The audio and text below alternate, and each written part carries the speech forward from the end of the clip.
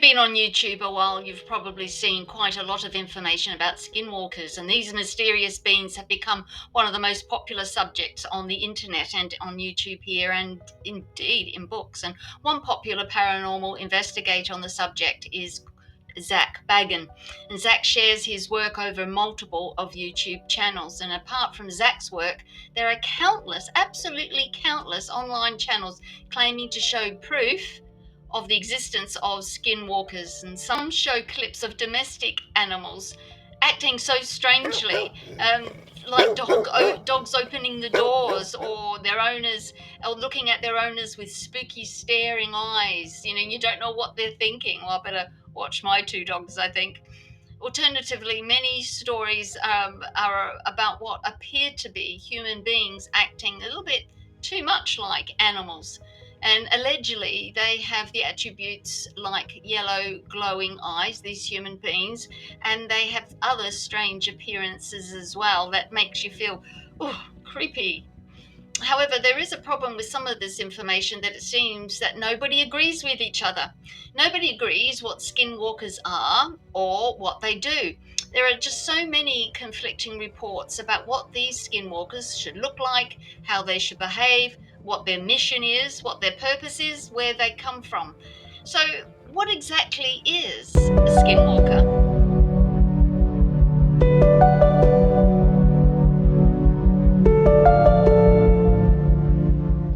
There's multiple YouTube channels with millions of views about skinwalkers, and many of them are faceless AI generated channels, and many are produced by Zach Baglin. And a link I'll leave down here in the description so you can view it and you can see what I mean. In that video, the narrator claims to tell the story of true skinwalkers, describing them as warlocks with the ability to shapeshift and become animals. And well, apparently they can be either animals or they can be people. Shape shifting goes backs and forwards from human to animal, and they do this at will. And Zach also says that they can take on not only on the appearance of human beings or the appearance of animals, but they actually can clone your voice.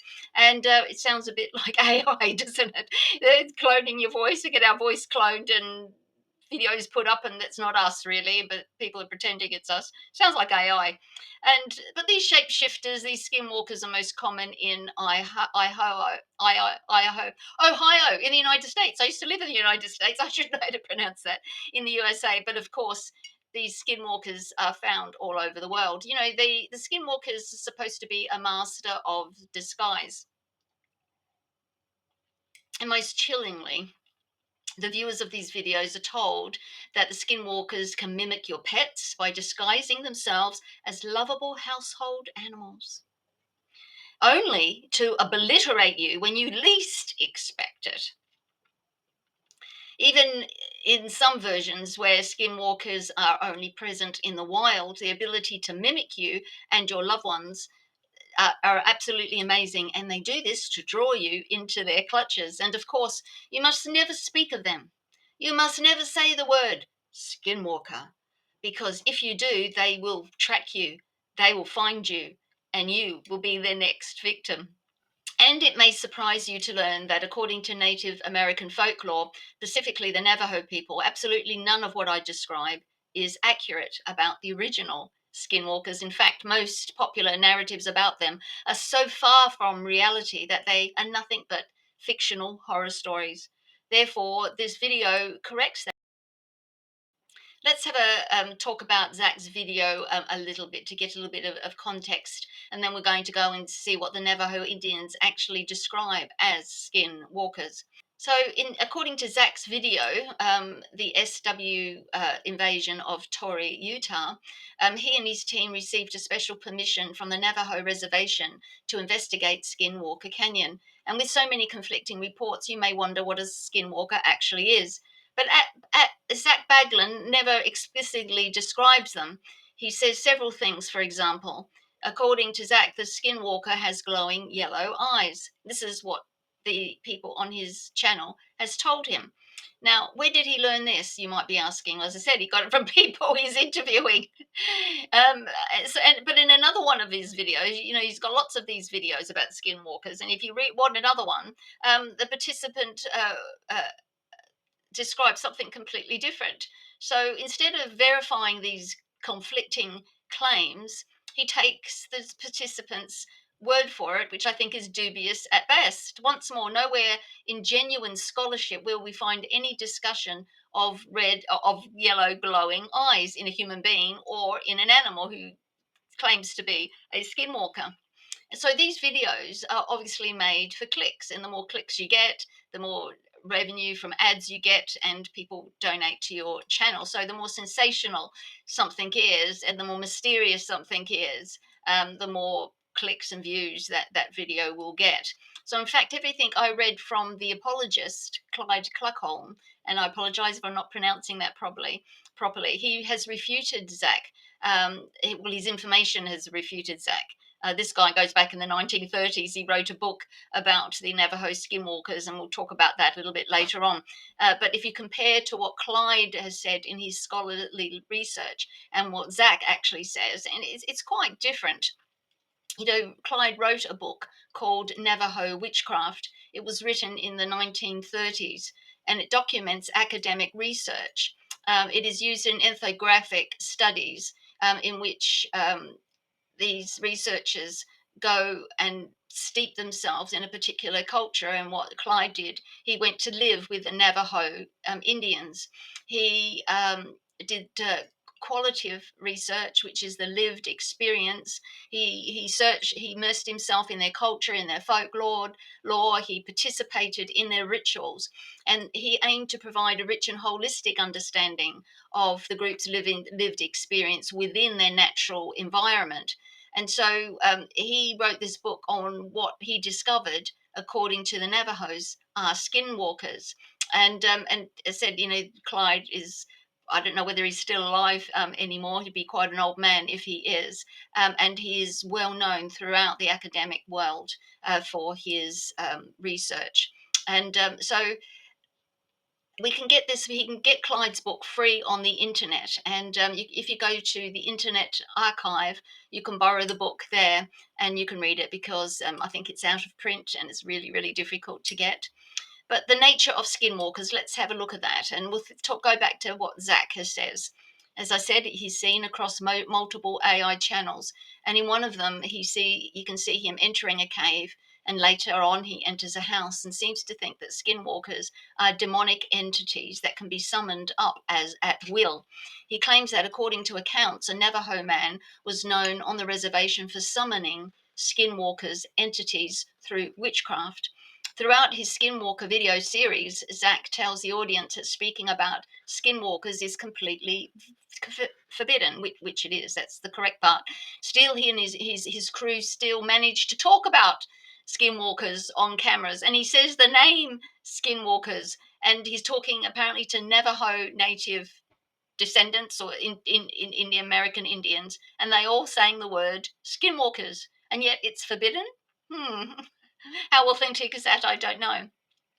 But a participant tells Zach that he doesn't venture into the canyon in the caves because of the fear of the skinwalkers, and he shares his own experience coming face to face with these beings. And he further explained that in the cave, the witches conduct bad medicine using a form of poison to harm their victims. And through this poison, which is a powder form and is sometimes blown onto the victim through furrowed sticks. He says that they definitely do have glowing yellow eyes. And again, this threw me a bit because Clyde's research doesn't bear this out. And Zach also says, and the participant says in his videos, that you can tell if a person is a skinwalker that they have slanty eyes, and you can tell if an animal is a skinwalker because if you look deep into their eyes, you can actually see that they actually have human eyes. But then there is a bright light. There's several bright lights in this Zach's video, and then there's a big hush, and they're talking in tones, and one of the participants says, "Oh, that light is the supernatural light showing us that the skinwalker is walking from one dimension to another."